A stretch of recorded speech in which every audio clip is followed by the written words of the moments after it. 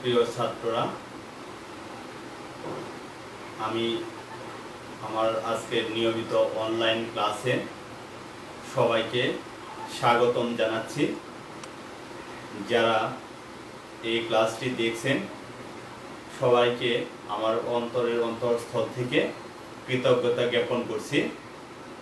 আমি সুব্রত কুমার দাস, প্রভাষক, উদ্ভিদ বিজ্ঞান বিভাগ, ঢাকা কলেজ, ঢাকা। আমি আজকে অনার্স ফার্স্ট ইয়ারের মাইকোলজি বিষয়টি নিয়ে পাঠদান করব।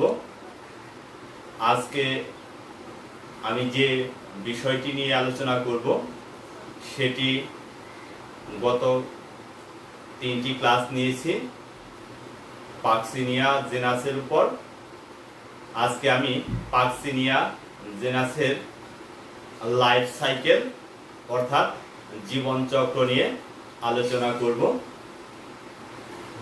তার আগে পূর্বের ক্লাসের কিছু কথা আমি একটু রিভিউ করে নিই যাতে তোমাদের বুঝতে সুবিধা হয়। গত ক্লাসে আমি বলেছিলাম পাকসিনিয়ার রিপ্রোডাকশন বা জনন ক্রিয়া। সেখানে আমি বলেছিলাম পাকসিনিয়া 5টি স্পোরের মাধ্যমে এই জনন ক্রিয়া সম্পূর্ণ করে থাকে। সেই স্পোরগুলি ধারাবাহিকভাবে 2টি পোষকের মাধ্যমে বারবার আবর্তিত হয়। এইভাবে তার জনন ক্রিয়া সম্পূর্ণ হয়ে থাকে। এটা একটি জটিল একটি পদ্ধতি, সেজন্য 5টি স্পোরের মাধ্যমে সম্পূর্ণ হয়ে থাকে। আজকে আমি এই জনন ক্রিয়ার লাইফ সাইকেল বা জীবনচক্র আলোচনা করব। আশা করি তোমরা এই ক্লাসটি উপভোগ করবে। আর যদি কোথাও কোনো সমস্যা ফিল করো, আমার ইনবক্সে অনেক প্রবলেমস লিখে টেক্সট করবে। আমি পরবর্তী ক্লাসে সেইগুলি নিয়ে আলোচনা করব। তাহলে শুরু করা যাক। এখানে আমি আগে থেকেই একটু চিত্র অঙ্কন করে রেখেছি যাতে তোমাদের ক্লাসের সময়টুকু পরিপূর্ণভাবে আমি দিতে পারি। প্রথমেই আসা যাক এই 1 নাম্বার চিত্র। পাকসিনিয়া, বলে রাখি পাকসিনিয়া হচ্ছে অটোসিয়াস এবং হেটেরোসিয়াস 2 ধরনের প্রজাতির মধ্যে রয়েছে। অটোসিয়াস অর্থাৎ এদের একটি পোষকের মধ্যেই জীবনচক্র সম্পূর্ণ করে, আর হেটেরোসিয়াস হচ্ছে যাদের জীবনচক্র সম্পূর্ণ করতে অন্তত পক্ষে 2টি বা ততোধিক প্রজাতির পোষকের প্রয়োজন হয়, তাকে বলা হয় হেটেরোসিয়াস। তাই আমি যে চিত্রটি অঙ্কন করেছি এটি একটি পাকসিনিয়া গ্রামিনিস এর হেটেরোসিয়াস ছত্রাকের জীবনচক্র। এই ক্ষেত্রে 5টি ভিন্ন ভিন্ন স্পোর উৎপন্ন হয় বলে একে বলা হয়ে থাকে হেটেরোসিয়াস পলিমরফিক ছত্রাক। তো এই হেটেরোসিয়াস পলিমরফিক ছত্রাকের প্রথম যে রোগের আক্রমণ ঘটে সেটা হচ্ছে বসন্তকালের শেষের দিকে অথবা গ্রীষ্মের শুরুতে। গম গাছের মধ্যে পাতা বা কাণ্ডে এক ধরনের স্পোর, তার পূর্ববর্তী বছরের একটি স্পোর অঙ্কুরিত হয়। সেই স্পোরকে বলা হয় টেলিডিও স্পোর। এই সেই টেলিডিও স্পোর। এখানে তোমরা দেখতে পাচ্ছ এইগুলি হচ্ছে কালো কালো যে অংশ, এটি হচ্ছে পোষক দেহের কোষসমূহ। এই পোষক দেহের কোষের মধ্যে যে অন্তঃকোষীয় অবকাশ, এই ইন্টারসেলুলার স্পেস, এই ইন্টারসেলুলার স্পেসের মধ্যে স্পোরের যে মাইসেলিয়াম বা হাইফি অবস্থান করে পোষক দেহ হতে পুষ্টি শোষণ করে সে একটি গোলাকৃতির স্পোর তৈরি করে। এই স্পোরকে বলা হয় টেলিডোস্পোর। তাহলে প্রিয় ছাত্ররা দেখতে পাচ্ছ এটি একটি টেলিডোস্পোর, আর এটি হচ্ছে হোস্ট সেল। হোস্ট সেল আর এটি টেলিডোস্পোর। আর এইগুলি যেটি হোস্ট সেলের ভিতরে রয়েছে সেগুলি হচ্ছে ছত্রাকের হাইফা। তাহলে এই হোস্ট সেলের প্রাচীরকে বিদীর্ণ করে বা ভেঙে বাইরে এই স্পোরগুলি এটি হচ্ছে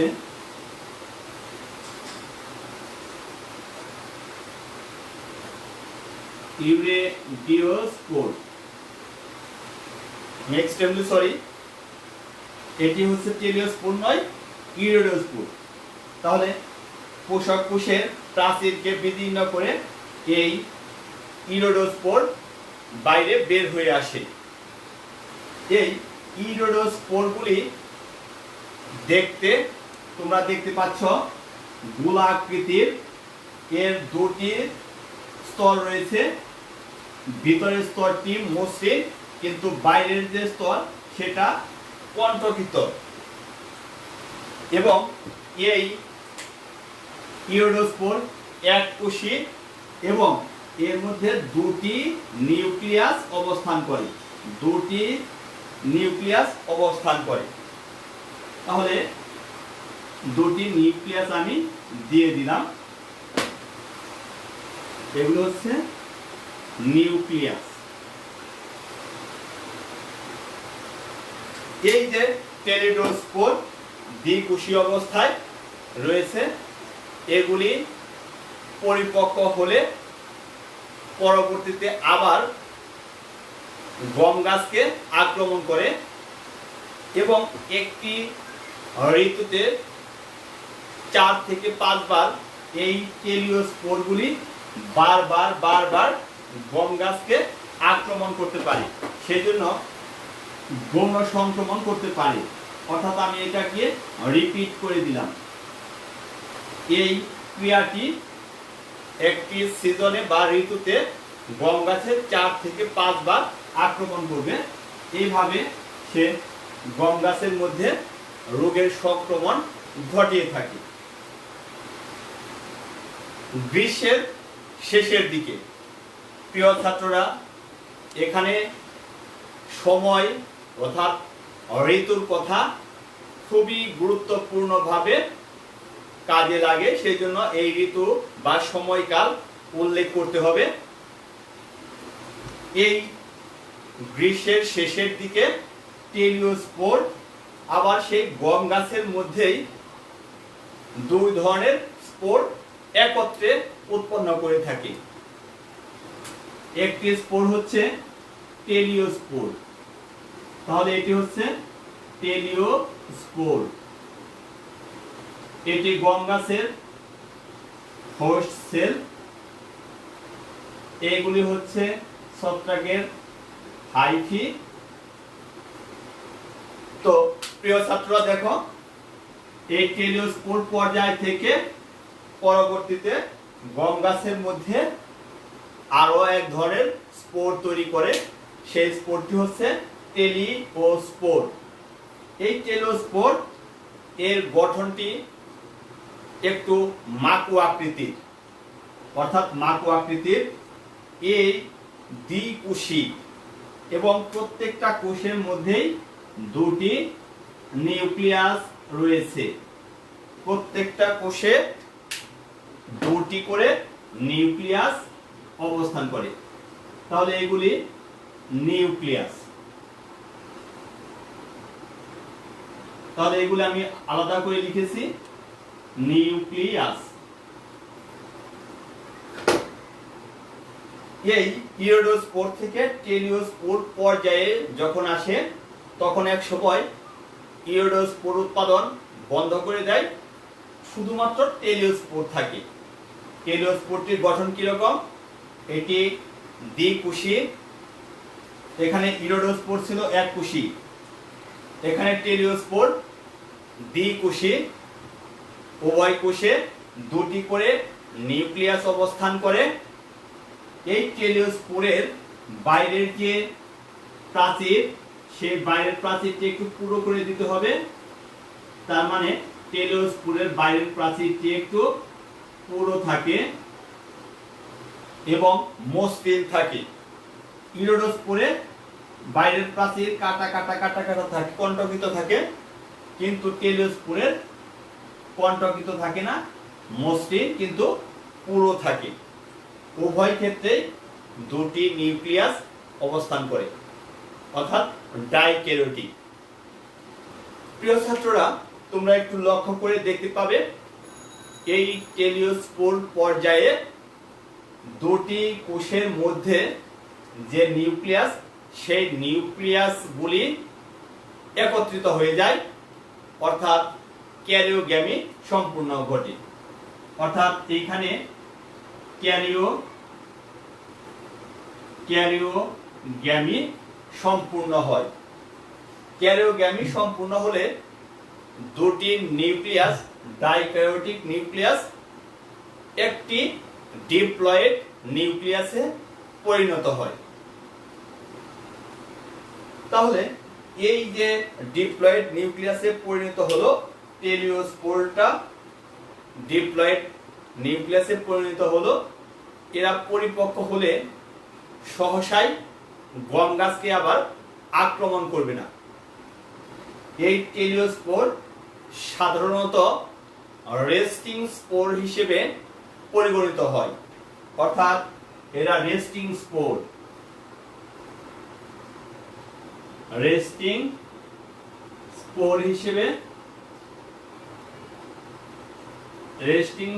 হিসেবে পুরো শীতকাল অতিবাহিত করতে পারে।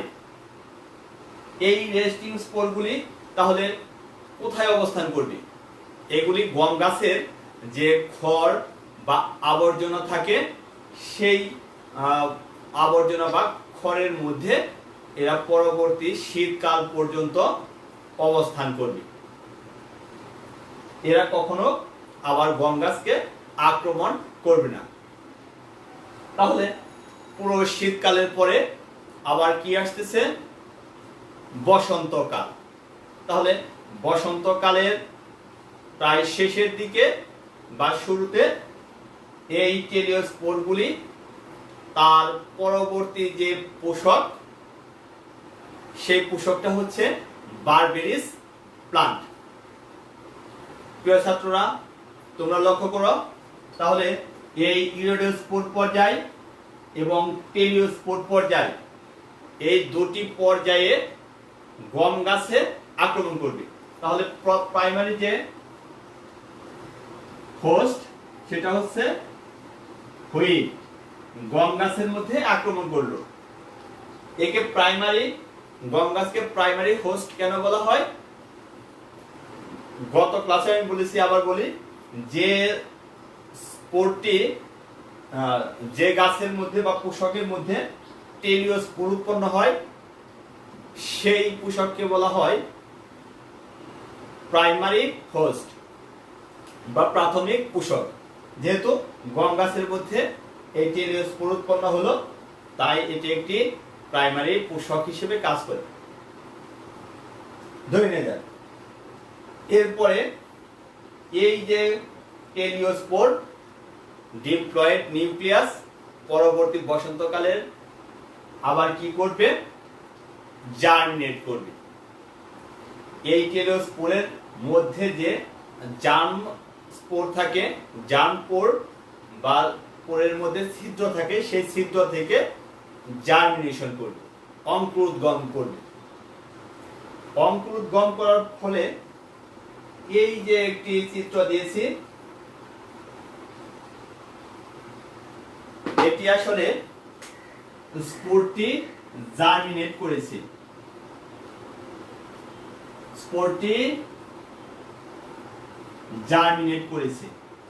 স্পোরটি টেলিওস্পোর জার্মিনেট করে নিচে যে অংশ তৈরি করে, প্রোমাইসেলিয়াম তৈরি করে, তাই কি বলা হয় হাইপোব্যাসিডিয়াম। নিচের যে অংশ একে বলবো আমরা হাইপোব্যাসিডিয়াম।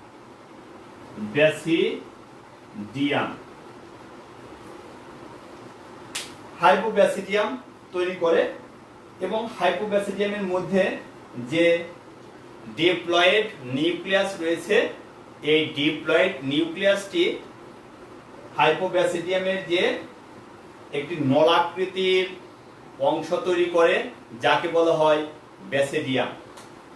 তাহলে নলাকৃতির যে অংশ তাকে বলা হয় ব্যাসিডিয়াম। এই ব্যাসিডিয়ামের ভিতরে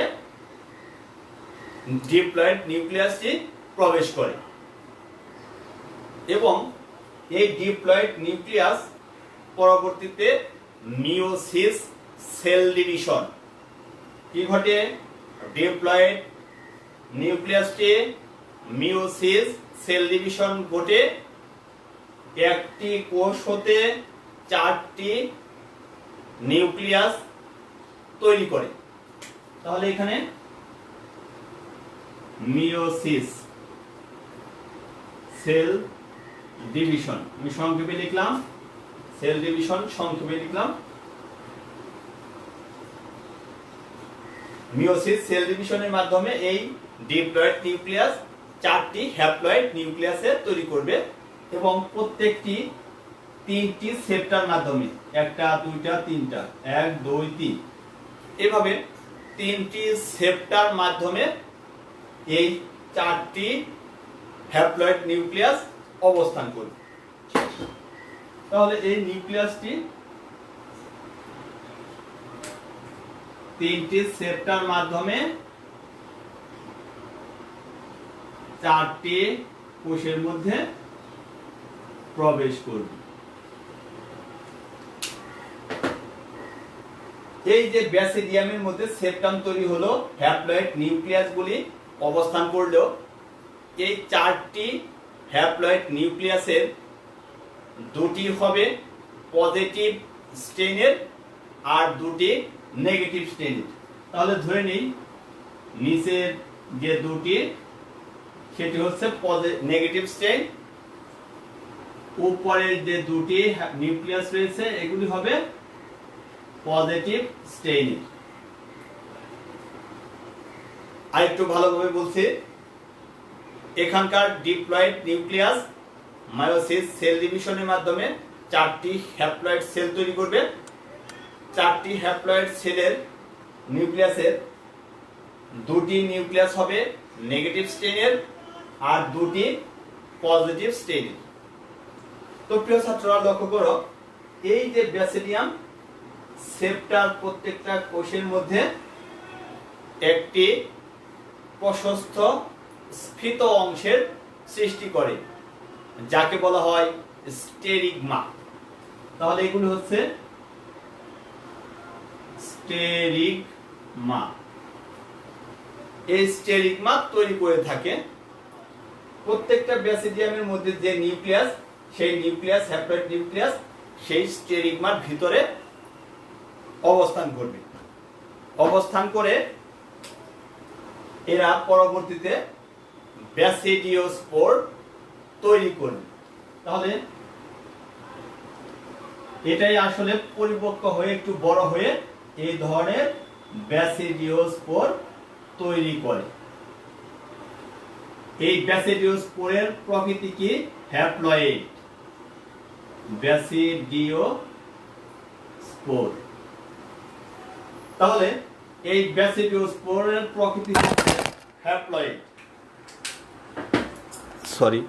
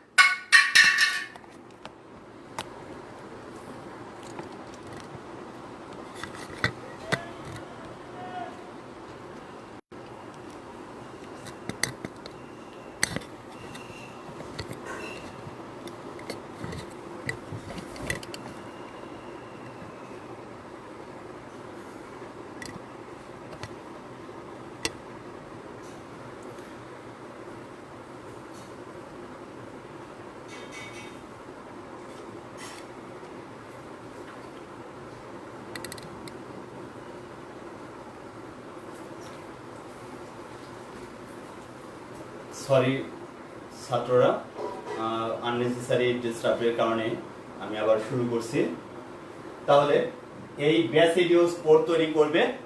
এই ব্যাসিডিয়াস স্পোর সমূহ হচ্ছে হ্যাপ্লয়েড প্রকৃতির এবং এই ব্যাসিডিয়াস স্পোরগুলি বাতাসের মাধ্যমে দ্রুত ছড়ায়। বাতাসের মাধ্যমে দ্রুত ছড়ায়। এই যে এখানে যে গাছের উপর এটি টেলিওস্পোরটি পতিত হয়েছিল সেটি হচ্ছে বারবেরিস প্লান্ট। বারবেরিস প্লান্টের মধ্যে এই ধরনের একটি স্পোর তৈরি করবে। সেই স্পোরটি হচ্ছে ব্যাসিডিওস্পোর, যার প্রকৃতি হ্যাপ্লয়েড। এই ব্যাসিডিওস্পোরগুলি বাতাসের মাধ্যমে বারবেরিস গাছের যে পাতার উপর পৃষ্ঠ, সেই উপর পৃষ্ঠের মধ্যে পতিত হবে এবং অঙ্কুরিত হবে। তোমরা নিশ্চয় জেনেছ এই যে চারটি কোষ, তার যে স্পোর ব্যাসিডিওস্পোর ছিল, সেই ব্যাসিডিওস্পোরের কিছু ছিল, দুটি ছিল পজিটিভ এবং দুটি ছিল নেগেটিভ।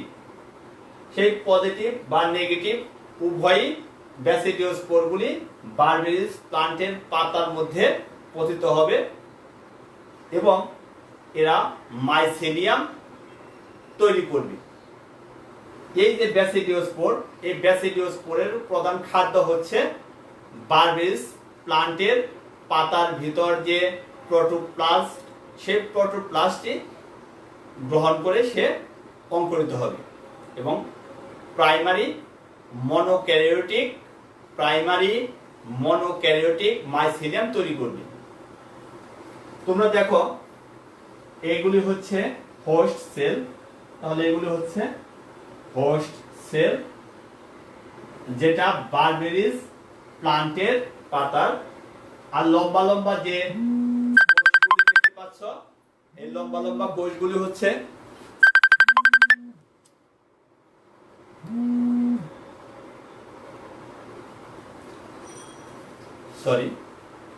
লম্বা লম্বা যে কোষ, সেই লম্বা লম্বা কোষগুলি হচ্ছে মিওসিস কোষ।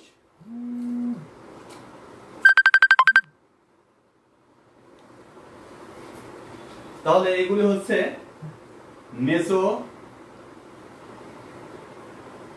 Mesophyll tissue. লম্বা লম্বা টিস্যুগুলি হচ্ছে মেসোফিল টিস্যু। এগুলি হচ্ছে হোস্ট সেল। হোস্ট সেলের মধ্যে ফ্লাক্স আকৃতির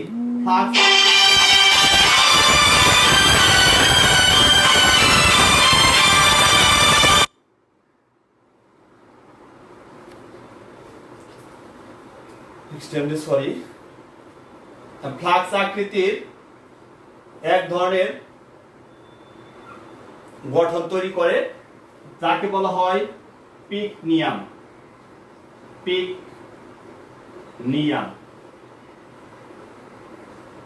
তাহলে ফ্লাক্স আকৃতির এই পিকনিয়াম তৈরি করে থাকে